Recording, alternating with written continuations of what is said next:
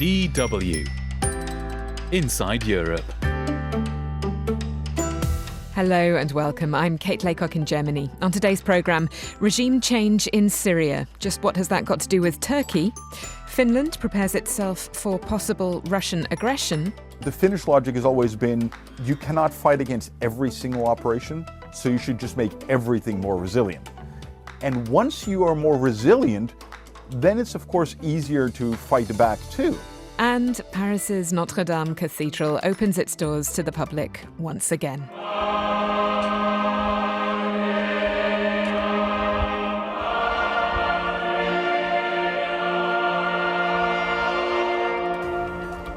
Those stories and more coming up on the programme.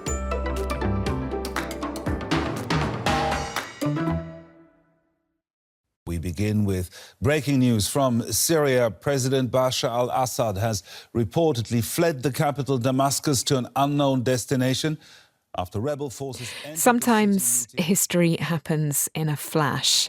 After 14 years of conflict, in the end it only took 10 days for a rebel offensive to sweep to Damascus and end the Assad family's more than 50-year rule.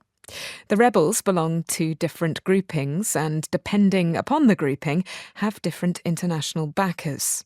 Neighbouring Turkey is one of the principal backers of the group now known as the Syrian National Army and, as such, is likely to reap significant political capital from Syria's new reality. However, analysts warn that much will depend upon whether or not a stable government emerges after Assad's departure. Dorian Jones reports from Istanbul.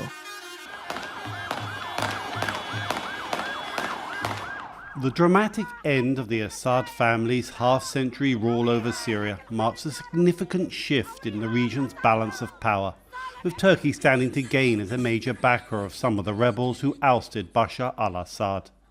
Aydin Selcem is a former senior Turkish diplomat who served in the region and is now a foreign policy analyst for Turkey's Mediascope news portal.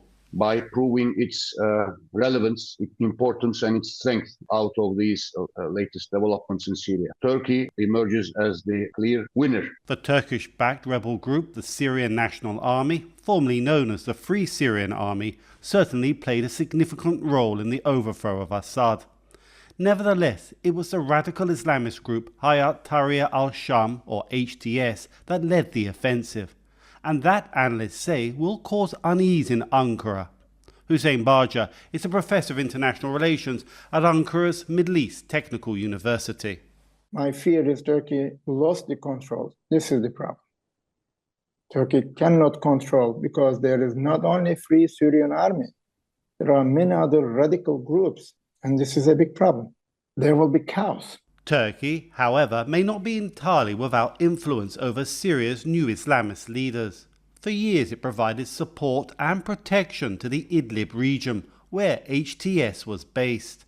Analyst Aydin Selcem suggests Ankara could retain significant influence if the recent statements by the HTS leadership calling for an inclusive Syrian government are honoured. Ankara is willing to play a constructive role, and it's in the interests of Ankara. If pragmatism prevails, that's perhaps where Turkey and Ankara may come in. And also, Ankara definitely will be viewed as a positive outside contributor by these new Syrian rulers, because of the fact that we here in Turkey are host to over 5 million Syrians, and that also Turkey helped protect Idlib. Turkish Foreign Minister Hakan Fidan, addressing an international conference in Doha, pledged that Turkey is committed to helping secure a politically inclusive new Syria.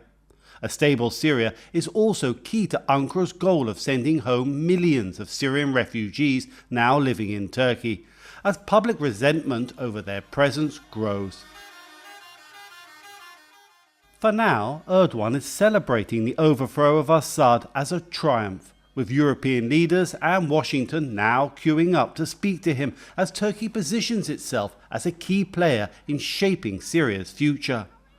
But the sudden demise of the Assad regime underscores how quickly fortunes can change in the region, and the future of Syria and Turkey's role in it are today more uncertain than ever. Dorian Jones, DW, Istanbul. Meanwhile, the future of over 1 million Syrian refugees who sought safety in Europe during the conflict has become increasingly uncertain.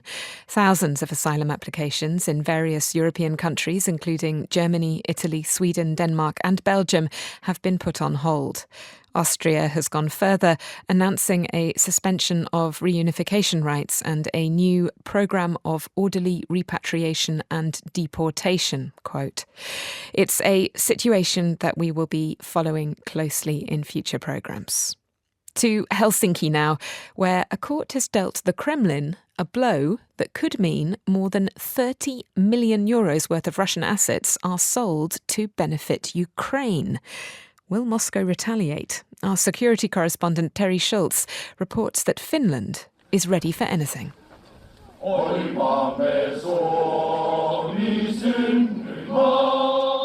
A massive blue and white flag rises high above Helsinki's Tähtitorni Park, celebrating 107 years of independence from Russia.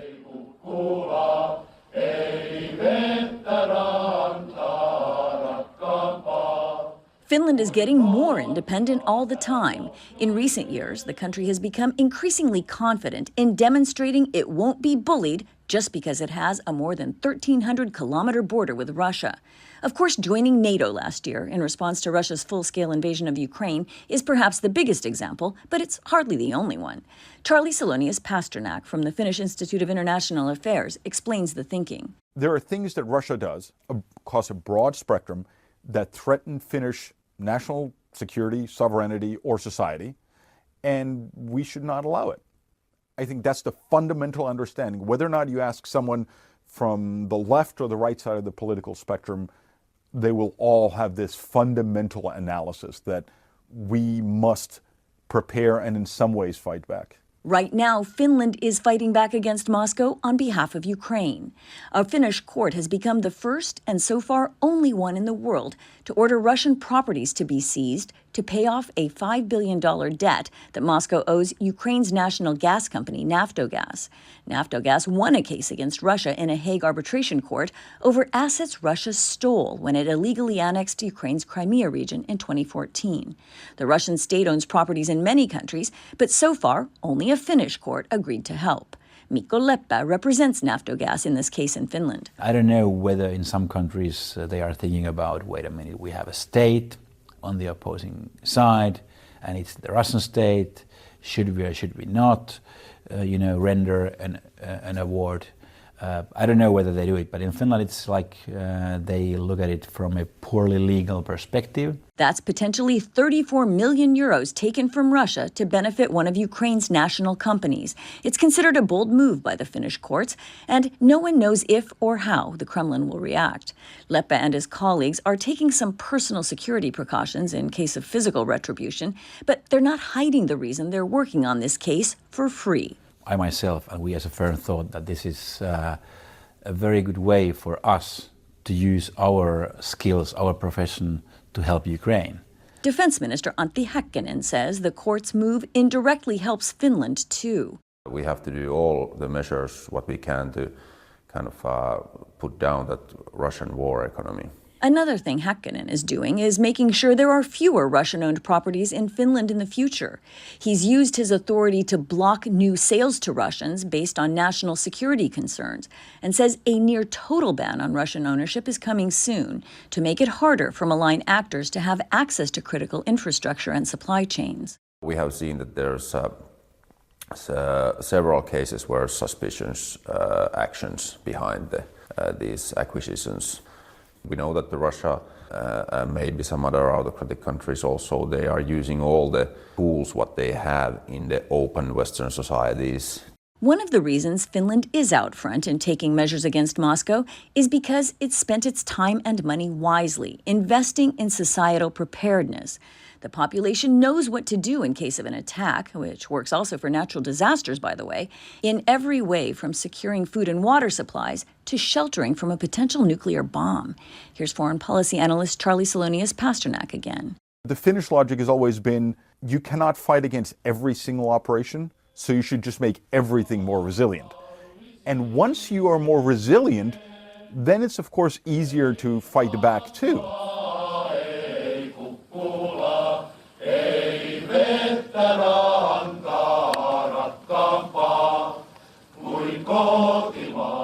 Back at the Independence Day ceremony, this is a common theme among those in attendance, like Erkki. As far as I know, the Russian is not going very strong at the moment. And so far we are not so worried because we are quite strong. And Arto. I don't know, that everything would go smoothly and wouldn't come World War III or something, but never know. If it comes, and then we will fight. Even 11-year-old Ilona is articulate about her country's self-preservation. People have been working hard to build Finland's independence, she tells me, and that's why it's a great country now. Terry Schultz, DW, Helsinki.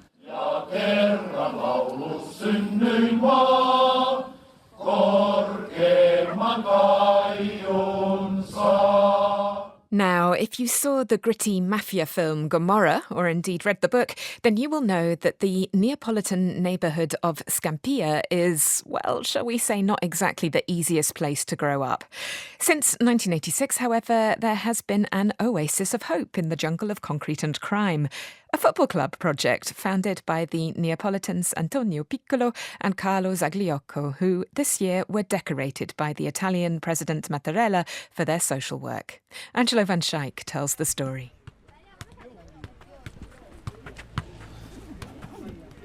It's 4 o'clock Friday afternoon, and here in football school Arci Scampia, training starts. On this pitch, it's the girls who are playing. 16 of them today. Incredible, says Antonio Piccolo.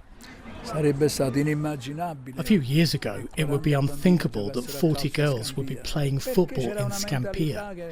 In the south, there's still the mentality that girls should do ballet or gymnastics. So that more than 40 girls play football here 2-3 times a week is a bit of a revolution. Antonio Piccolo and Carlo Zagliocco founded this football school back in 1986 in Scampia, the notorious neighbourhood in the north of Naples. First on a dusty, sandy pitch, and later on this spot in the middle of high-rising apartment blocks. When we arrived here almost 40 years ago, we had a pitch on the other side of the neighbourhood. Then we got this area, but you can't imagine what it looked like back then. It was a junkyard. There were lots of drug addicts hanging around. Stolen scooters were dumped here and left to rust. We built this up from nothing. If you look around now, you see 3 state-of-the-art pitches and a great accommodation. Territorio di tossicodipendenti, di camere andaggio, di carcasse di motorine. In the idyllic oasis of the Scuola Calcio, you would almost forget where the sports park is located, in the Scampia district, a neighbourhood that became famous through the gritty mafia film Gomorrah. The symbol of the district were the dilapidated flats Le Vele, the sails. Between 1962 and 1975, 7 enormous apartment buildings were built on the northern edge of the city of Naples. The idea was to keep living, recreation and traffic separate. But the underground spaces were a magnet for people who had something to hide. After the 1980 Irpinia earthquake, many vacant apartments were squatted by people displaced from that earthquake, resulting in great degradation. I'm on the inside of one of the Vele, a dark concrete block. There's rubbish everywhere, there's a stench of stagnant water. In one of the corners there's an abandoned car. The windows are broken. There's even a bullet hole in one of the windows. It's horrible, says Lorenzo Liparullo. These panels are all made of asbestos. These buildings are full of asbestos.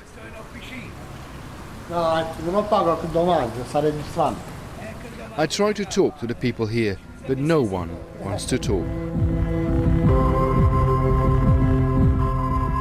Scampia was taken over by criminals, and Le Vele became the biggest drug supermarket of Europe.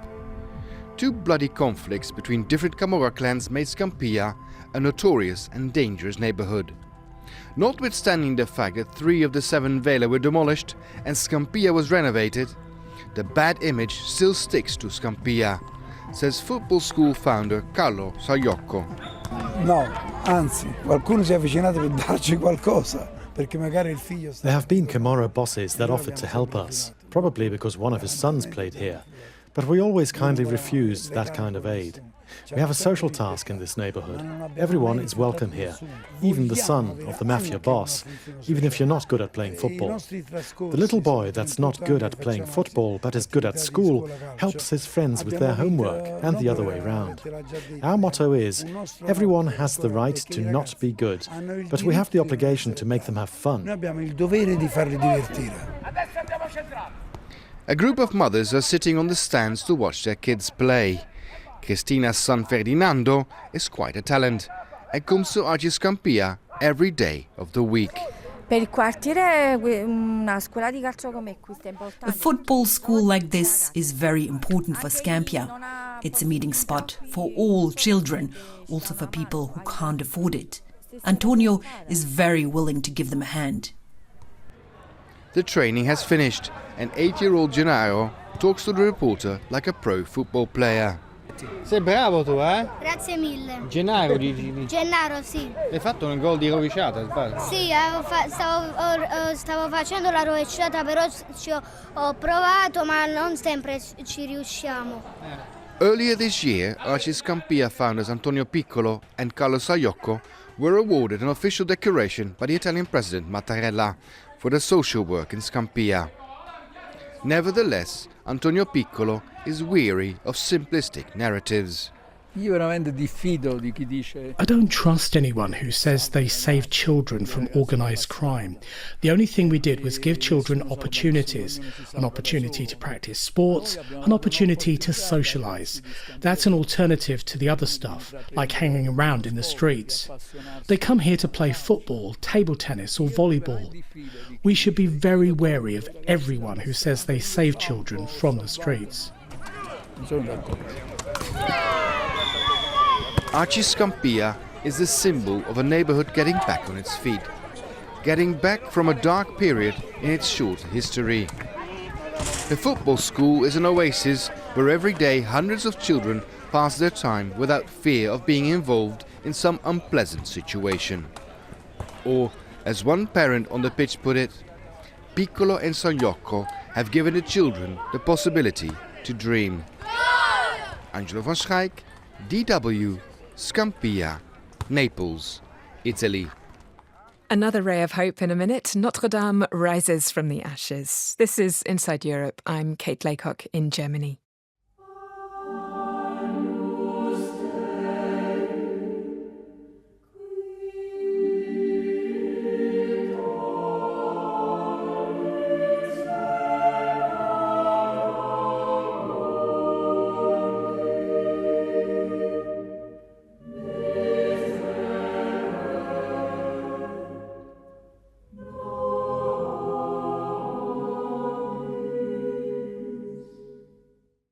Notre Dame de Paris.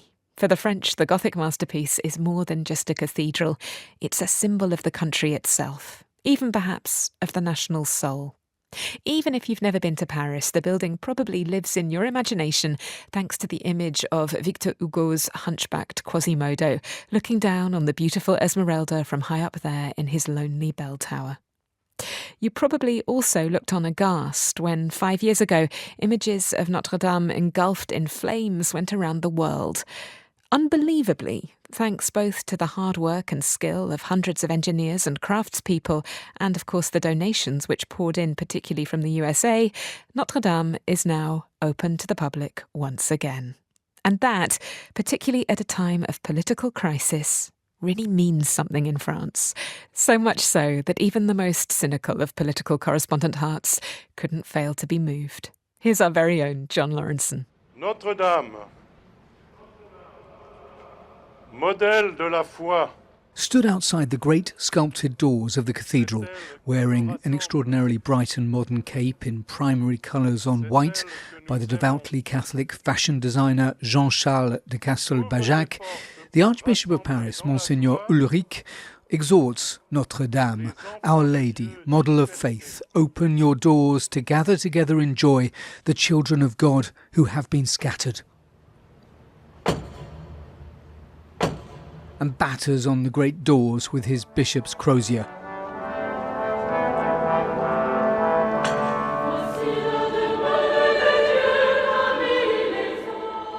Then followed that breathtaking moment when we saw, along with millions of people following the ceremony around the world, the interior of Notre Dame restored to its former glory.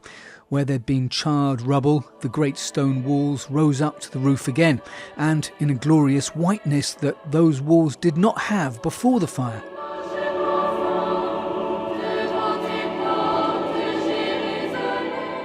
For President Macron, it's a personal triumph that the reconstruction has been done in only a little over the 5 years he promised, some thought rashly, as the cathedral was still smouldering. It was controversial in this militantly secular country that he should speak inside the cathedral for the reopening, but he did so nevertheless. Cette cathédrale fut ainsi la métaphore heureuse. This cathedral is a metaphor for what a nation is and what the world should be. The brotherhood of a people determined to make important choices. Our cathedral reminds us that we are the inheritors of a past that is bigger than ourselves, that can disappear any day. Our cathedral tells us how meaning and transcendence help us to live in this world. The bells will ring out, the organ will awaken, soon the faithful will come to pray. The world will rediscover the cathedral, rebuilt and more beautiful than ever. Éveille-toi, orgue, instrument sacré. And then came that strange moment in the ceremony when the Archbishop called on the organ to wake up, followed by some grand and wild playing of the great instrument.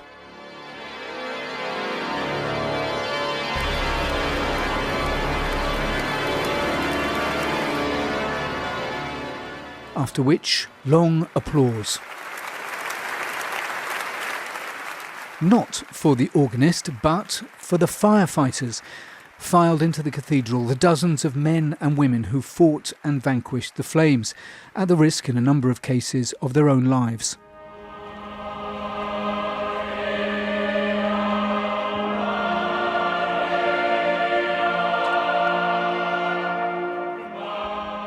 It's difficult to overstate the importance of this cathedral for French identity.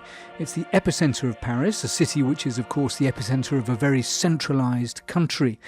Nearly a millennium old, it's a symbol of the continuity of France through the ages. It's the figurehead of its religion, a symbol of its literature even, thanks to Victor Hugo's Notre Dame de Paris. It's Notre Dame's bells that rang out at the Liberation in 1944.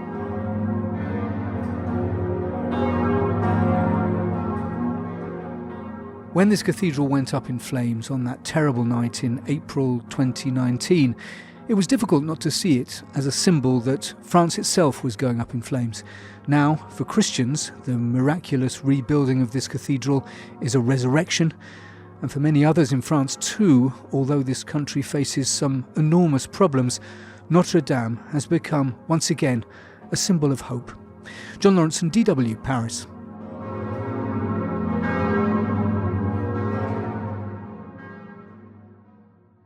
You're listening to Inside Europe.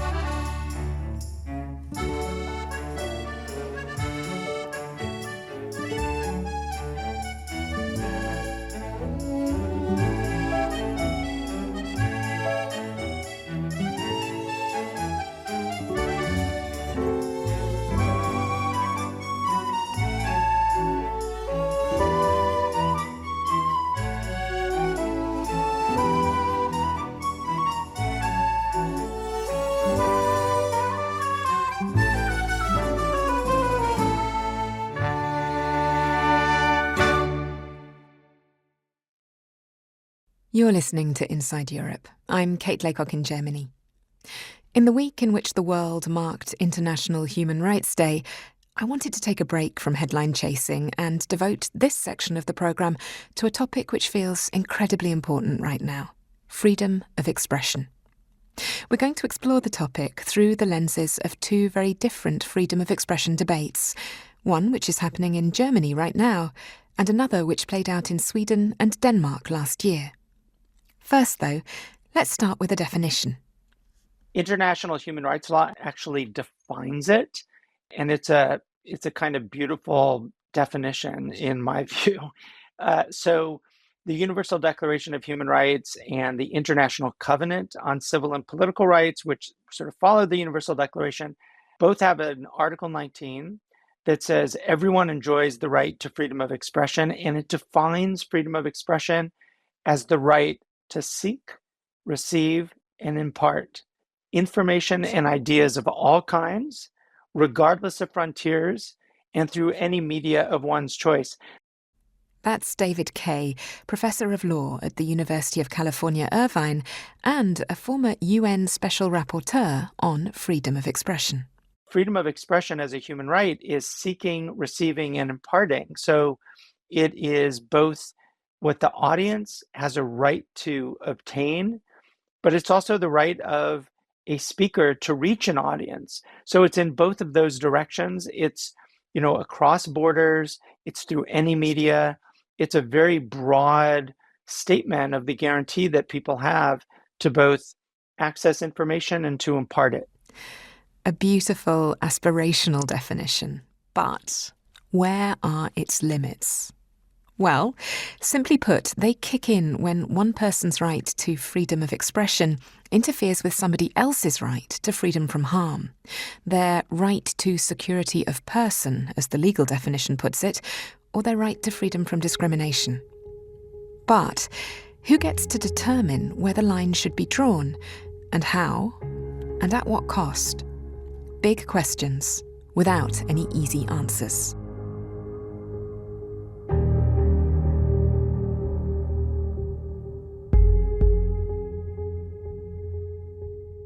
In Germany, debates around freedom of expression came to a head last month when the German parliament passed a resolution with the title "Never Again is Now: Protecting, Preserving and Strengthening Jewish Life in Germany."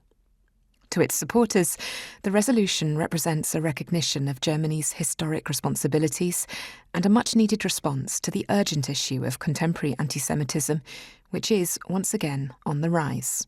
Here's Daniel Bottmann, Managing Director of the Central Council of Jews in Germany, which represents 104 Jewish congregations with just under 92,000 members.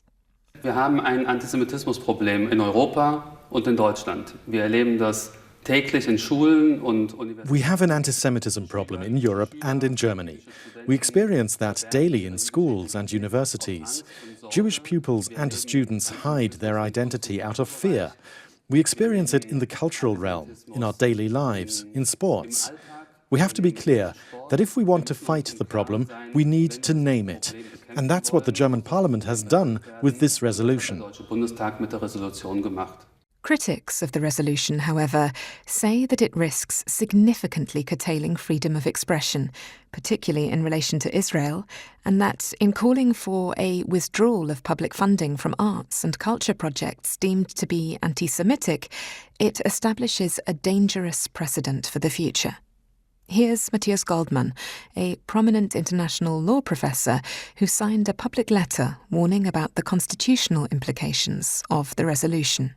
So the question is, to what extent is that resolution leading to further action that will compromise fundamental rights, including, but not limited to, the freedom of artistic expression, freedom of research, freedom of speech? That's the key concern. And what we've seen in the past year or so, or even in the past couple of years, in terms of who gets flagged for anti-Semitism, who gets their funding withdrawn for anti-Semitism, and for what particular reason, it gives us concern. At the heart of the debate is something that you will hear referenced as IRA. That's shorthand for the International Holocaust Remembrance Alliance definition of anti-Semitism, which is the definition that Germany's anti-Semitism resolution uses. According to the German interpretations of IRA, I, as a Jewish person who is critical of the actions of the Israeli state, who is critical of the occupation, who is critical of the way that the Israeli state is turning ever more towards theocracy and ethno-national supremacy, I can be fully considered as an anti-Semite. That's Deborah Feldman, the Jewish US-German author of the memoir Unorthodox, which was turned into a successful Netflix series, and of the 2023 publication Judenfetisch, or Jew Fetish. Which is bizarre to me, right? It's absurd because I am Jewish, not Israeli. I can be fully Jewish and fully rooted in my Jewish identity with all of its history and tradition, but my Jewishness doesn't exist in the perception of Germans.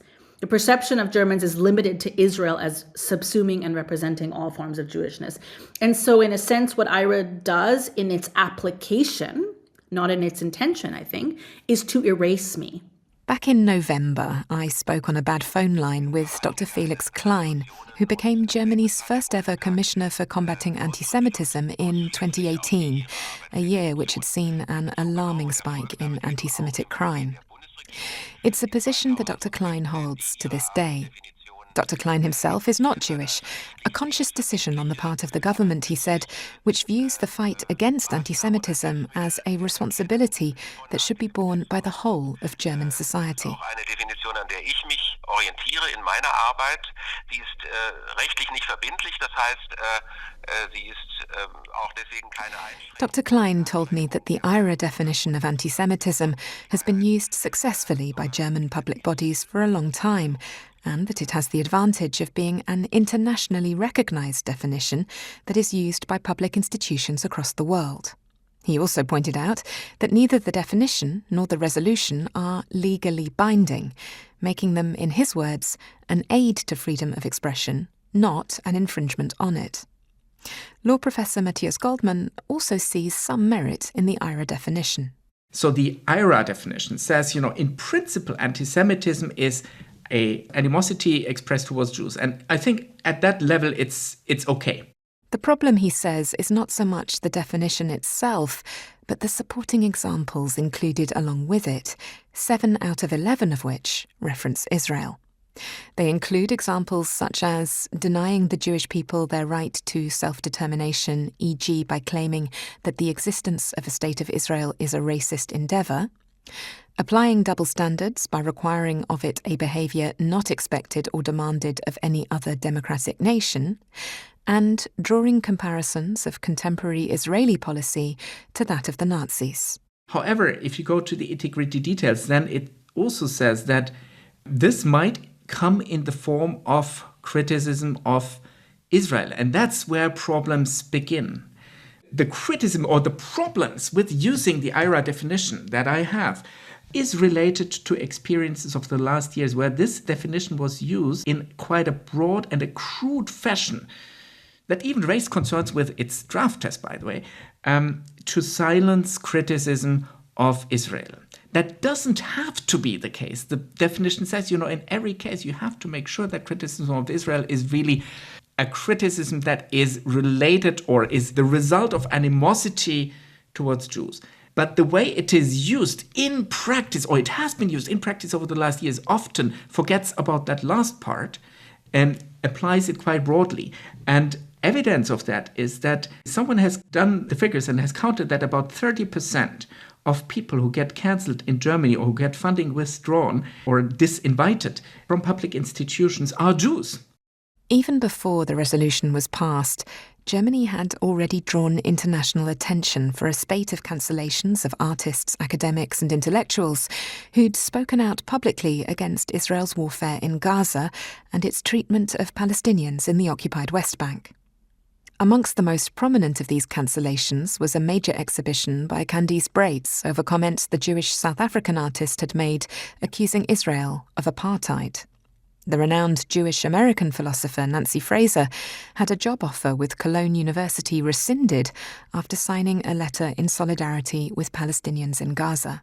L'aéroport Charles de Gaulle en région parisienne, le médecin palestino-britannique Hassan Abu Sitta refoulé à son arrivée alors qu'il... Muslim voices have also featured disproportionately amongst the cancellations, perhaps most notoriously in the case of the British Palestinian surgeon, Dr. Hassan Abu Sitta, who was invited to give testimony to the French Senate about what he'd witnessed as a volunteer medic in Gaza, only to find himself denied entry because of a Schengen-wide travel ban imposed by Germany.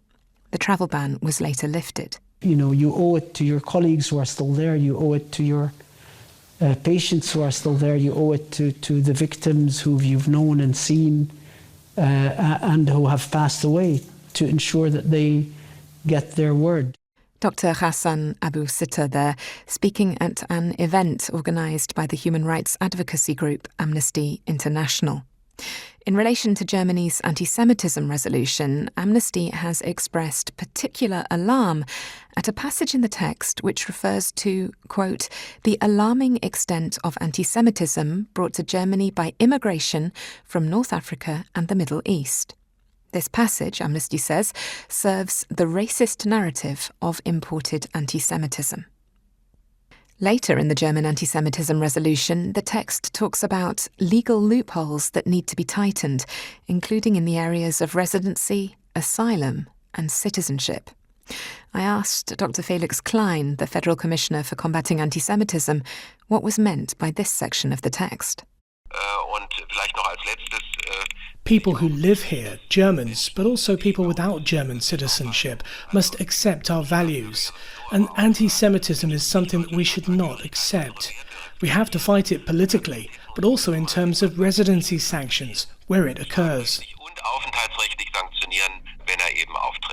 Dr. Klein went on to stress that nobody should be in fear of losing their passport for speaking out against the Israeli government and its politics, and that freedom of expression is a fundamental right shared by all citizens in Germany.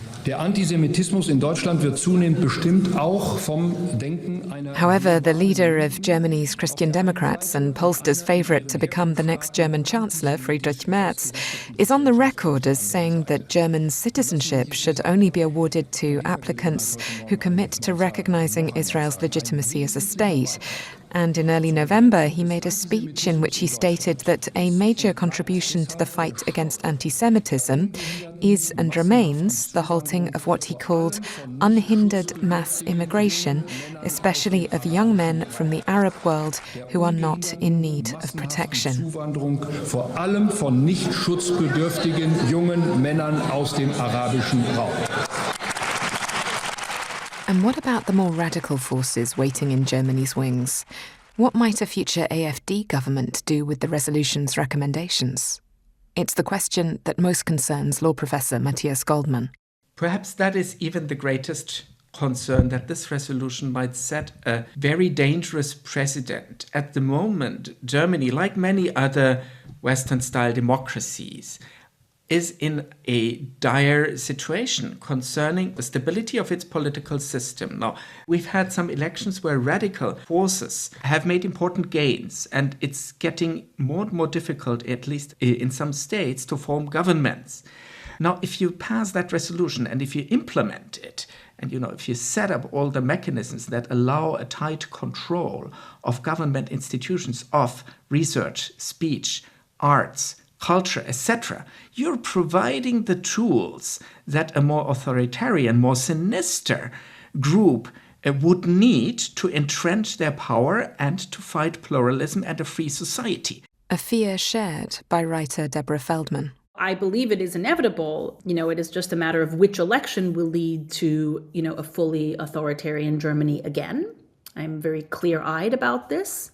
So much of what happens in Germany is publicly funded, and as the state turns toward authoritarianism, this will cause the entire social culture to be drastically diminished.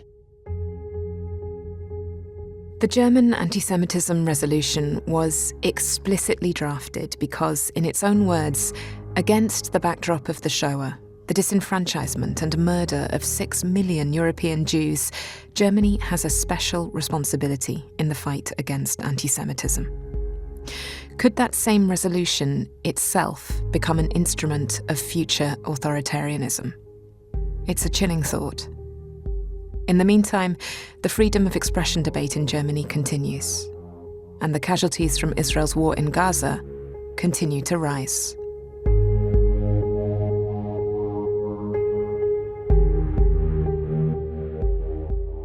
My thanks go to my colleague Anne-Sophie Brändlein for sharing with me her interview with Daniel Bottmann, an extract of which you heard in that piece, and also to Sarah Hoffman and David Levitz for their input and editing. Now, do you still remember that aspirational definition with which we began our look at freedom of expression? Freedom of expression as a human right is seeking, receiving, and imparting. So it is both what the audience has a right to obtain, but it's also the right of a speaker to reach an audience. So it's in both of those directions. It's, across borders, it's through any media. It's a very broad statement of the guarantee that people have to both access information and to impart it. Those words belong to David Kaye, law professor at the University of California, Irvine, and a former UN Special Rapporteur on freedom of expression. David told me that he finds real beauty in the legal definition of freedom of expression, and I can really see why. We were talking because of an article that he had written for the October edition of the Journal of Democracy. It was called Freedom of Expression's Crisis of Interpretation, and it had been inspired by a coincidence.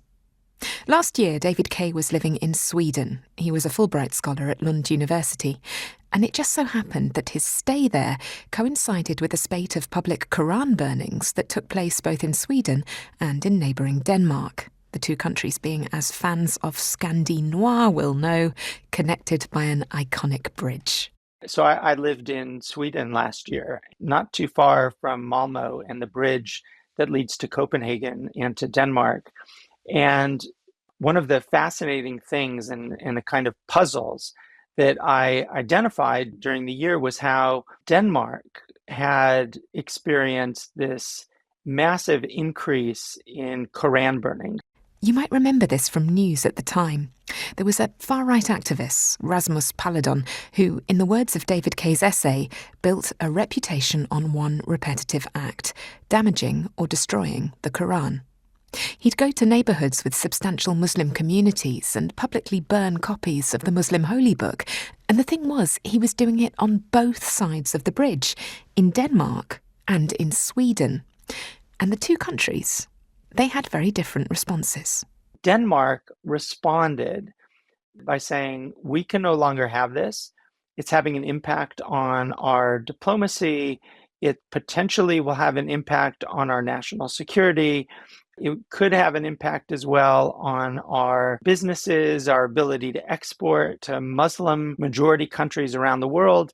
We are going to attempt to ban the practice of burning the Quran. And meanwhile, Sweden decided, well, we'll study this, but ultimately did not go the direction of looking to legislation and to ban, but basically said, we will continue our same practice of determining whether in any individual case the Quran burning actually poses a direct threat to security in the area where it's taking place. Neither response was particularly satisfactory. In his article, David Kaye sets out why. So, I was very interested in the fact that Denmark's government basically focused their attention not on how Quran burning has an impact on the Muslim community in the country, but rather on how it affects diplomatic attitudes and the attitudes of Muslim majority countries toward Denmark in other spaces around the world, rather than thinking about and articulating whether Quran burning actually served to either incite violence against Muslims in Denmark or reinforce attitudes in Denmark of othering people in the country or making it harder for Muslims in Denmark to integrate into Danish society. And so what you ended up seeing was a debate that really did not engage Muslims. And I found that to be really kind of problematic and a missed opportunity. Now, it's not as if in Sweden it was a different conversation. I mean, the conversation in Sweden also did not necessarily involve the Muslim community, but it didn't have the same kind of approach of excluding Muslims in an obvious way because they weren't approaching this through legislation. Okay, so in the Danish example, we've got a sort of a national security framework being adopted rather than a human rights perspective, which is interesting, isn't it? Because in human and human rights law, crucially, it protects individuals, not concepts or religions. That's right. Mm-hmm. Yeah. Correct. Which is sort of fascinating in itself, isn't it? Because potentially there you have a human rights framework which could be used to centre the individual hurt that is being done to the person who feels represented by the Quran. And yet freedom of expression is itself a human right. Right. So international human rights law, as you put it really nicely, protects individual expression, but it also protects individuals from the harms that might be caused by expression. So the state has the ability to restrict certain expression so long as it meets what we consider to be a three-part test. So it has to be a part of the law, right, provided by law. It has to be clear enough to guide individual behavior. And it has to be necessary in order to protect a legitimate objective, which might be the rights or reputations of others, national security or public order, or public health or public morals. Because they could have said Quran burning serves to reinforce harms against a Muslim community. And in those situations where Quran burning actually either incites violence or incites hatred against the Muslim community or against individual Muslims, then the police have the authority to impose certain restrictions. But that's not what Denmark did. It just bans the practice without any connection to the legitimacy of its outcome. And I think that's a real missed opportunity. Although their approaches were very different, ultimately David Kay argues that both Sweden and Denmark missed the same opportunity, a chance to show that freedom of expression is not an absolute right, but a relative one. It's a right amongst other rights. One person's right to freedom of expression weighed against another person's right to safety or freedom from harm. And that is an incredibly difficult thing to judge.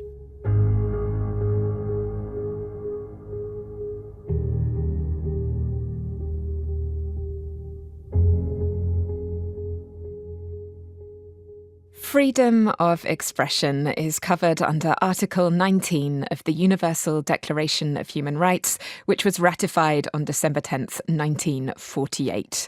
There are 30 articles in total, and you can read them all if you go to un.org.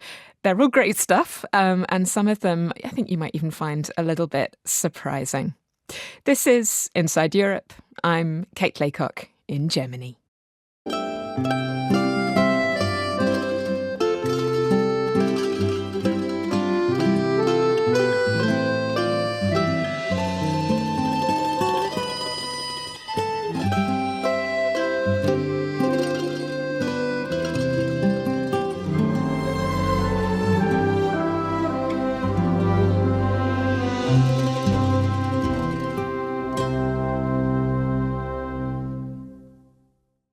Now a treat to end the programme. There is a groundbreaking new exhibition open in Rome at the moment, which is correcting the record and filling in the gaps by introducing a modern public to female painters from Italy's illustrious past.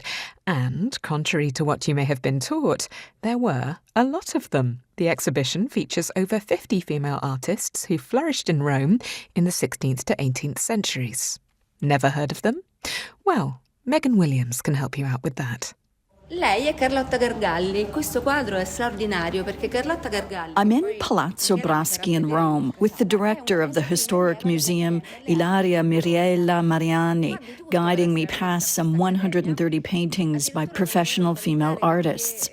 They all lived and worked in Rome at some point in the 15, 16, and 1700s. Names I've never heard before, despite living here for a quarter of a century. Carlotta Gargalli, the first woman to enter an Italian art academy. Lavinia Fontana, the first professional female painter in Europe, who opened a flourishing studio in 1604, even stipulating in her marriage contract that she'd keep working as a painter and that her husband would look after domestic affairs. Questa storia su Emma Gaggiotti, che questo è un quadro che pensate che viene nella National... Or Emma Gaggiotti, an international superstar in the 1800s and an active member of the political movement to unify Italy. Devo dire che mi ha sorpreso di vedere quanto fossero attive. What surprises curator Mariani, she says, is the number of female artists she and colleagues managed to uncover in just 4 years of research, poring over letters, archives, old exhibit and auction catalogs, and scrutinizing painting signatures. E non me l'aspettavo così tanto. Mariani says these artists were celebrated in their time, commissioned to paint monarchs and popes, and often paid the same as men. But after their deaths, their works were buried in basement archives or attributed to male artists. Attraverso questa mappa voi potete sapere. Others have works that have been hiding in plain sight in Rome churches and palaces that the exhibit provides a detailed map for. And a map of where their studios were in the artist district around or on Via Marguto near the Spanish Steps, where I head with a friend to poke around. I didn't know you were doing it. Someone opened the door and they let me in. This is where Erminia di Sanctis lived. She had a studio in different areas, but this was her address. It's so cool. Come. De Sanctis shared a studio here at number 33 with her brother in the 1860s. Like a lot of thwarted female artists, she earned a good living as an esteemed copyist. There's this whole world in here of little bungalow studios and kind of tropical vegetation. Outside on Via Marguto, the city has strung up names in bright lights of famous artists, writers, musicians, and directors who have lived and worked on the street. Fellini, Manfredi, Zola, Wagner, all men with a few exceptions. Audrey Hepburn, because there's a scene on this street from Roman Holiday, that movie. But not one name of a female artist. Back at the Palazzo Braschi exhibit, I ask researcher Michela D'Agostino if she thinks the female artists were merely forgotten or posthumously cancelled. Questa è una bella domanda perché... The fact is, there are records of female artists, she says. We found them. So that tells us academics and others, mostly men, who have written about the history of art, have chosen not to write about women. Esistono, ci sono, le abbiamo ritrovate. The curators say the exhibit, which runs until March 23rd, is just the first step in setting the record straight. Megan Williams, DW, Rome. And with that, we have reached the end of the show. Inside Europe was produced by me, Kate Laycock, with help from Sam Baker. Our sound technician was Ziad Abu Sleiman. The address for feedback is insideeurope@dw.com. We'll be back next week. Inside Europe comes to you from DW in Bonn.